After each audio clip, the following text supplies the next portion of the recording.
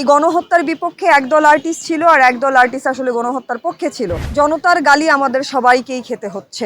বর্তমান জেনজি আর্টিস্টদেরকে তো আপনি ঠেকাতে পারবেন না। আমরা চেয়েছিলাম তাদের সাথে ইনডোর আলাপ আলোচনা করতে, যে আধুনিকায়ন করতে গেলে আমরা কি কি স্টেপ নিতে পারি, কেমনভাবে আগানো যেতে পারে। সেখান থেকে আমাদের কিছু ভার্বাল আলাপচারিতা হয়েছিল। প্রথমে তারা বলেছিল যে হ্যাঁ তোমরা সবাই আসো, সবার কথা শুনবো। এরকম এই আলাপটা হতে হতে হঠাৎ করেই একদিন বললো যে না, অফিসিয়াল আলাপ দরকার এবং একটা অফিসিয়াল চিঠি জারি যেন করা হয় আমাদের পক্ষ থেকে। তো আমরা বলছি অফিসিয়াল চিঠি আমরা কী করে দিব, আমরা তো কোনো সংগঠন না, আমরা তো সাধারণ সব শিল্পীরা সবাই একত্রিত হয়েছি, যারা একসাথে আমাদের বর্তমান পরিস্থিতির কিছু দাবি নিয়ে এসেছি। দাবির মধ্যে সবচেয়ে মুখ্য যে জায়গাটা, যে আমরা দেখেছি যে কিছুদিন আগে আমাদের বয়োজ্যেষ্ঠ কিছু শিল্পীদের কর্মকাণ্ড সেটা এত বেশি উন্মুক্ত হয়েছে, যেটা নিয়ে আমাদের নানান রকমের প্রশ্নের সম্মুখীন হতে হচ্ছে। এবং ধরুন একটা দল হয়তো বা সুবিধা পেয়েছে, কিন্তু জনতার গালি আমাদের সবাইকেই খেতে হচ্ছে। এইটা আসলে যেই মানুষটা বা যেই আর্টিস্টটা নিজে একা কষ্ট করে কাজ করে, নিজের সম্মান নিজে আর্ন করে, ওই দায়ভারটা সে কেন নেবে? বর্তমান জেনজি আর্টিস্টদেরকে তো আপনি ঠেকাতে পারবেন না।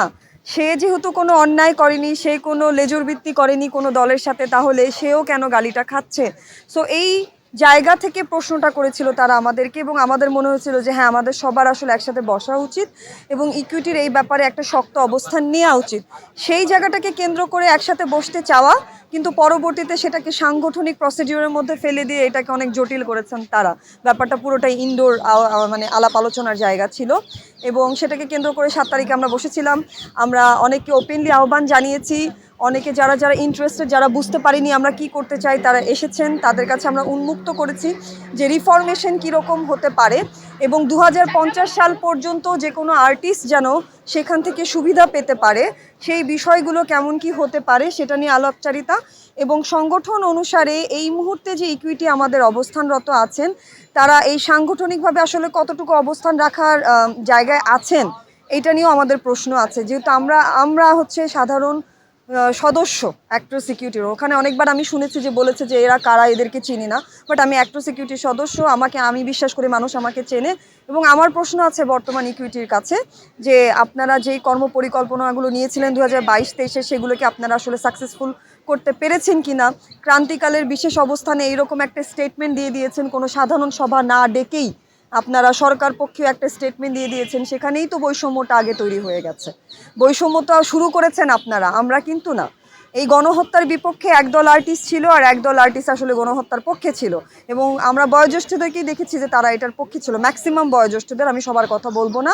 তো ওইখান থেকেই তো বৈষম্য তৈরি হয়েছে। আর যদি সেটা ভুল করে হয়ে থাকে, কনফিউশনে হয়ে থাকে, সেটা নিয়েও কোনো আমাদের সিনিয়ররা কোনো রকমের স্টেটমেন্ট দেননি। সো যখন আপনি একটা দায়িত্বে বসবেন, একটা চেয়ারে, আপনাকে প্রশ্ন করা হবে এবং আপনি যে কোনো মুহূর্তে প্রশ্নের উত্তর দিতে বাধ্য। এখানে সদস্য অসদস্য এই বিষয়গুলো খুবই সেকেলের কথা। বর্তমানে মানে ক্রাইসিসটাতে সব আর্টিস্ট পড়েছে, যারা অ্যাক্টর সিকিউরিটির মেম্বার, যারা অ্যাক্টর সিকিউরিটির মেম্বার না। সো আমি মনে করি একটা সংগঠনকে নমনীয় হতে হবে, বিশেষ মুহূর্তে তাদেরকে ডেকে তাদের সমস্যাগুলো শুনতে হবে, বর্তমান জেনজির সমস্যা আপনাকে শুনতে হবে, তারপরে সেইভাবে আপনাকে আসলে আধুনিকায়ন করতে হবে। ধরেন রাজনৈতিকভাবে একজন শিল্পী সচেতন হবে, এটা খুবই স্বাভাবিক, কারণ আমাদের বয়স 18 বছর হলে আমরা ভোটার হই, আমাদেরকে কোনো না কোনোভাবে ভোট দিতে হবে, কারণ আমাদের দেশ চালনা করার জন্য আমাদের সরকার লাগবে, যেহেতু এটা গণপ্রজাতন্ত্রী বাংলাদেশ। সেই জায়গা থেকে আমি রাজনৈতিকভাবে সচেতন হতেই পারি, এটা কোনো মানে মতবিরোধের বিষয় না, বা এটা কোনো আপত্তিকর বিষয় না। যখন আমি শিল্পী, ম্যাক্সিমাম শিল্পীকে আসলে নিউট্রাল থাকতে হয়।